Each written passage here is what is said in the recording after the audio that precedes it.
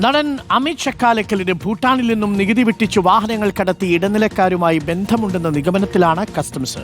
ഇവരുമായി സാമ്പത്തിക ഇടപാടുകൾ ഉണ്ടെന്നാണ് കസ്റ്റംസിന്റെ വിലയിരുത്തൽ. എന്നാൽ കൃത്യമായ രേഖകൾ ഹാജരാക്കിയിട്ടുണ്ടെന്നാണ് അമിത് ചക്കാലക്കലിന്റെ വാദം.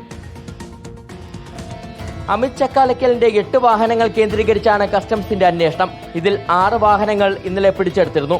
ചില വാഹനങ്ങൾ മറ്റ് സംസ്ഥാനങ്ങളിലാണ് രജിസ്റ്റർ ചെയ്തിട്ടുള്ളത്. ഇതിന്റെ റീ രജിസ്ട്രേഷൻ നടപടികളിലേക്ക് കടന്നിട്ടില്ല.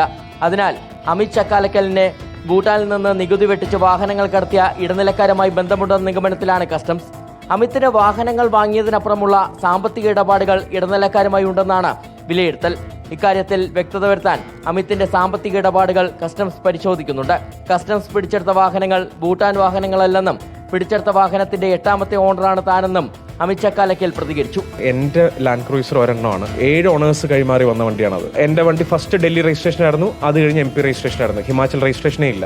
ഇന്നലെ വീട്ടിൽ റെയ്ഡ് നടത്തിയതിന് പിന്നാലെ അമിത്തിനെ കസ്റ്റംസ് ഓഫീസിലേക്ക് വിളിച്ചു വരുത്തി മൊഴിയെടുത്തിരുന്നു. ഹാജരാക്കിയ രേഖകൾ വിശദമായി പരിശോധിച്ച ശേഷമായിരിക്കും അന്വേഷണ സംഘം തുടർ നടപടികളിലേക്ക് കടക്കുക.